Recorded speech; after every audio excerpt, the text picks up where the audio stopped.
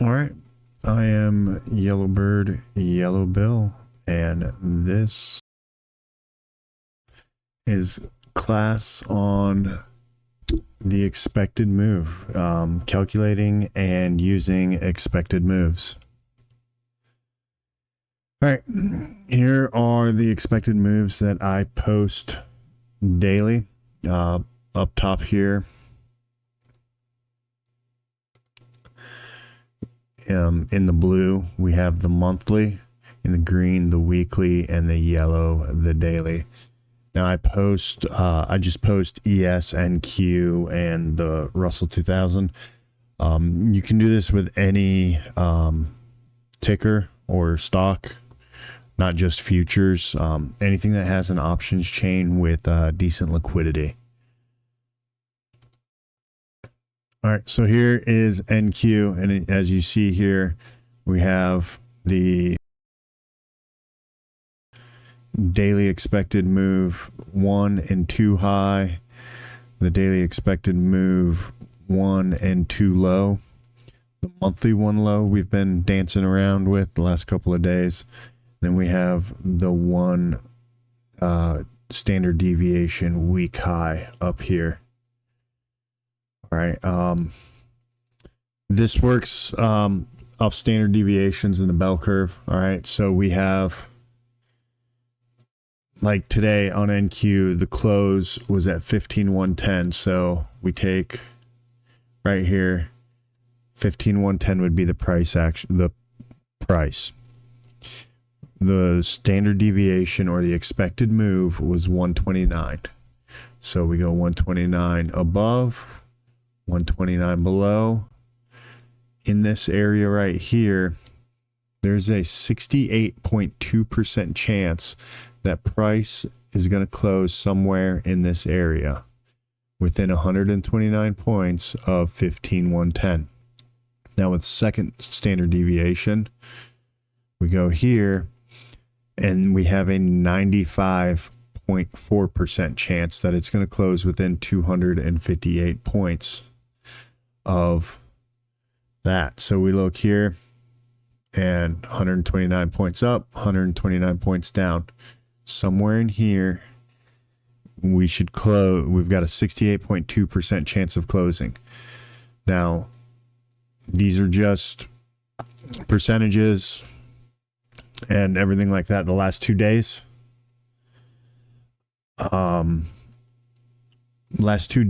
we actually closed outside of the first standard deviation of the daily expected move.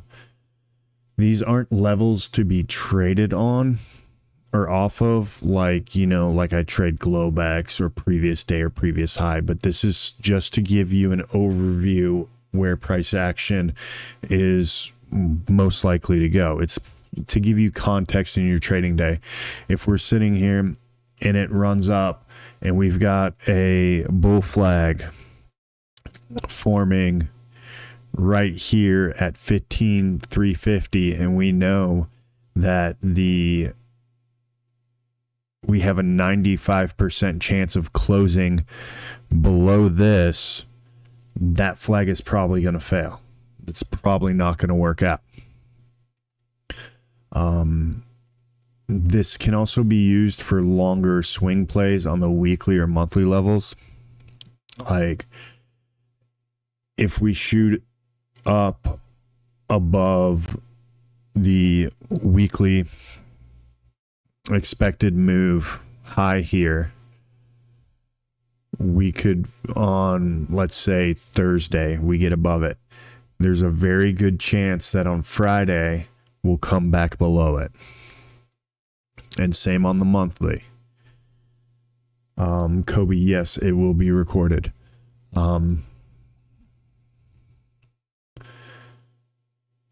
So let's get to how these are calculated. All right, so here is the options chart for NQ. Now, I pulled this up and I grabbed a screen grab of it because you have to grab these numbers and you have to get these numbers while the markets are closed.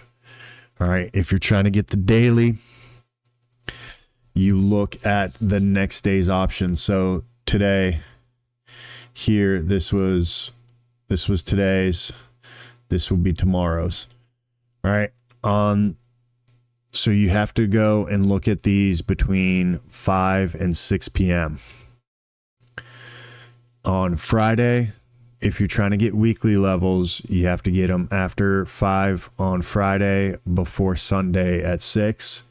And you just go, you look here on the week 3 and monthlies, last day of the month, whether that's a Friday or a weekday or whatever. You go ahead and grab those numbers and you look for the next end of month, the next end of week for the weeklies, or the next day for the days. Now, if you have Thinkorswim, this is automatically calculated right here. You're plus or minus 129. That is automatically calculated. But if you don't have Thinkorswim and you want to do this, the way you do it is you look at the strike prices, the asks. All right. So you're going to take the at the money. You're going to do a straddle and a strangle and divide them by 2. So you take the ask price at the money for your puts, ask price at the money for your calls, and then you go 1 in the money. So you take those 4 numbers, you add them all together, and then you divide them by 2. If you do that here, that gives you the 129.069. Now, there is another method to do it called the 16 delta method. And what that is you pull up the delta for the options. You scroll all the way down until you find the delta that is 0.16. And that is if you're on the put side, that is your lower expected move. If you're on the call side, that is your higher expected move. What that does with that is it adds in implied volatility. So when you look back on your chart, this move lower will be further down and this move higher will be closer, because as we know, price, when it moves up slowly, and when it comes down quickly. So if you're doing the 16 delta method, they're not going to be equal like these are. They're going to be staggered and offset down some. All right, so you use so that is NQ. You can use it for ES, and you can also use it for SPX, Apple, Meta, any other option, SPY, QQQs, any other options, or ticker or stock that there is. There are some people that use it quarterly or even yearly. But I am just now using it daily, weekly, and monthly predominantly. What are your questions pertaining to the expected move, calculating and using? Go ahead and you can unmute your mic to ask a question, or you can drop it in Futures Premium.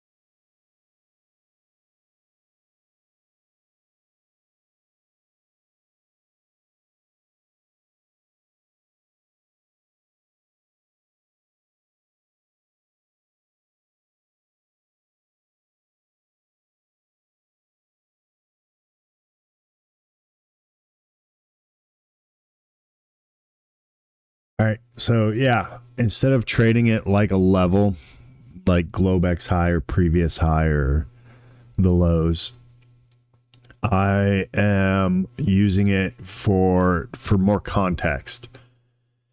I don't expect the price to react immediately when it hits the daily expected move to bounce off of that immediately, to just come down here and just bounce straight off of it. I am expecting it to probably, go down, mess around in here a little bit, and then come back up at some point in the day. So I'm not going to trade it as a regular level, just adding more context. Like if it comes way down here, like let's say the price comes down here and it starts to flag here on this point, I'm not expecting it to break down below this 14,852 level and then continue down, because it's a 95% chance that it's going to rebound on this 14.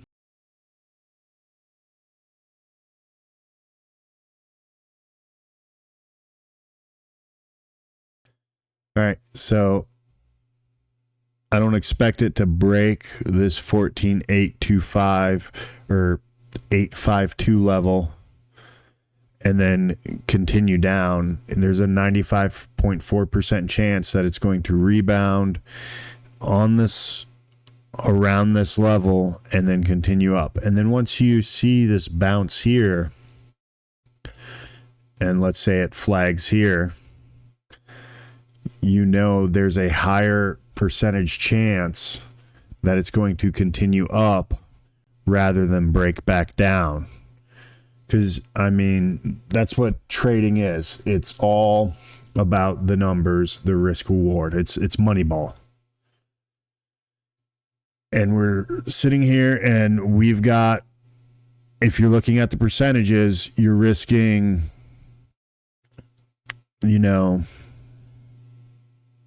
a 4.6% chance that it's going to close below this level here, and you've got 95.4% chance that it goes higher than that.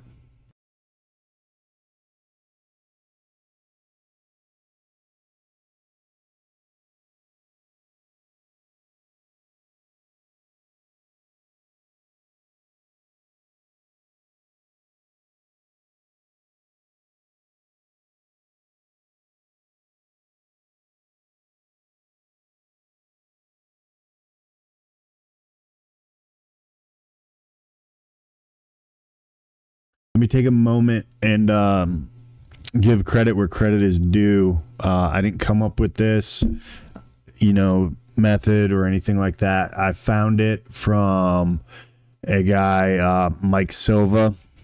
He's figuring out money.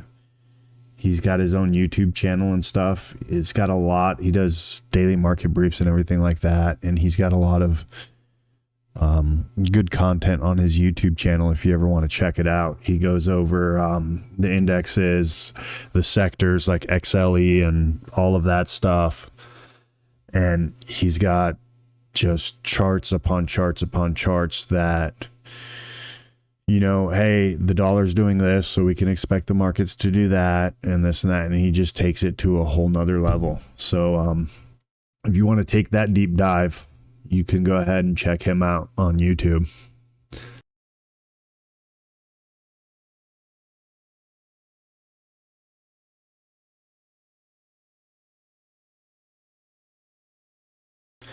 His YouTube channel is Figuring Out Money.